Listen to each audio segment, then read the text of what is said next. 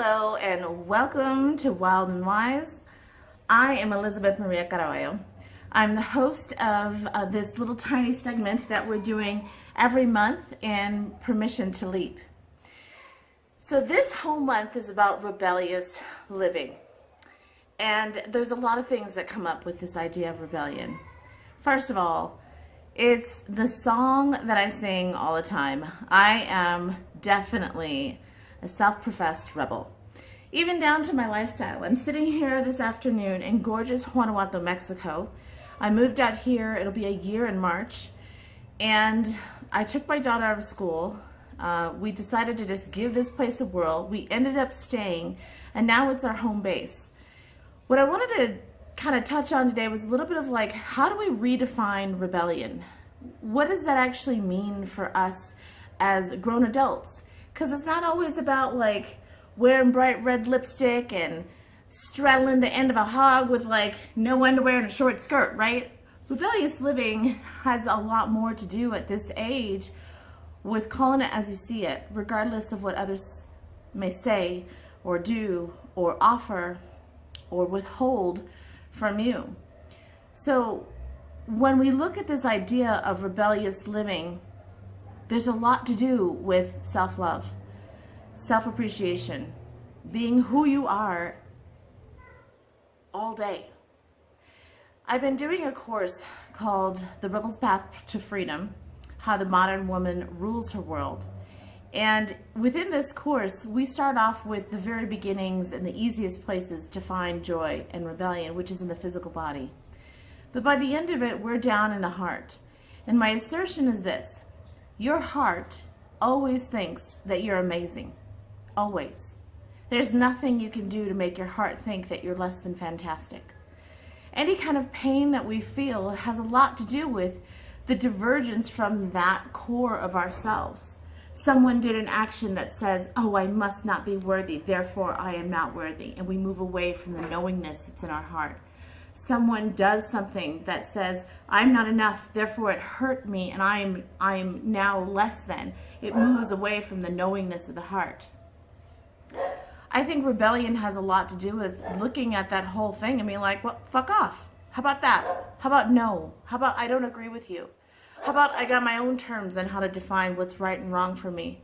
How about I'm going to do that no matter what you say or threaten or withhold from me, whether it be love or policy or a job?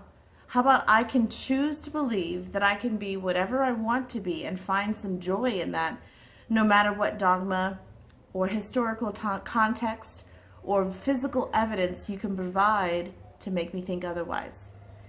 There's a huge, huge tone of self-love within this. This goes beyond the act of rebellion of smoking weed behind your parents' garage or something. This is a way of rebellion where we stand up for the solidarity, the wholeness, the excitement, the dream, the adventure that we are just by the virtue of our breath.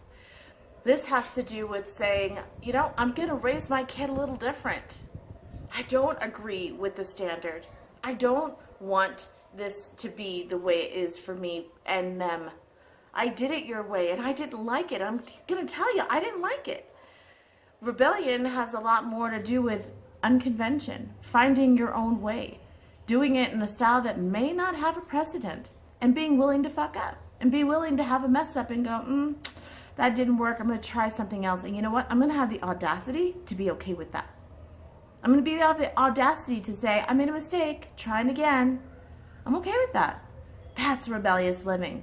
When we no longer find our solace and our love and our joy within the approval of others, but within the satisfaction of self-expression and self-approval. That can get you pretty far. This is not about narcissism. This is not about putting someone else down so that you can feel better. This is about just simply feeling satisfied in the manifestation of what you are, in the dream that you have, in the little tiny steps it takes to get closer and closer. Rebellious living has got to be redefined as not something that's about succeeding for the norm to stand out or to be contrary or to be hurtful.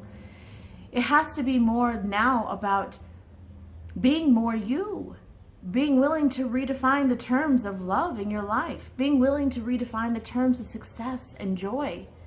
I had to redefine my terms, and I'm really glad I did. And I'm not telling you it was simple, and I'm not even telling you that people agreed with me. There are plenty of people who think I'm doing it wrong and to my daughter's detriment. But I'll tell you what I do have. I have complete satisfaction of a little girl that looks at me and goes, "This is awesome. I'm so glad we did this." And me looking at her as she grows and evolves and she articulates new ideas that I've never contemplated, and I could say, "Holy shit, I'm so glad we did it too." I don't always know what tomorrow holds, but by the evidence of what I've done, by choosing my own path, regardless of any kind of support or physical evidence that it'll work, I found a deep level of satisfaction, and it's justified a rebellious life. I want for you to have whatever that means. Doesn't mean that you have to drop it all and move to Mexico, but it might just be that you're not going to apologize for being yourself. It might just be that you're going to be totally okay with the way you look right now.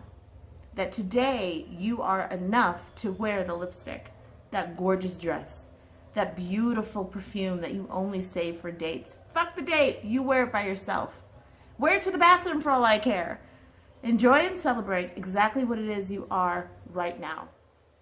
This is rebellious living. I'll see you next month.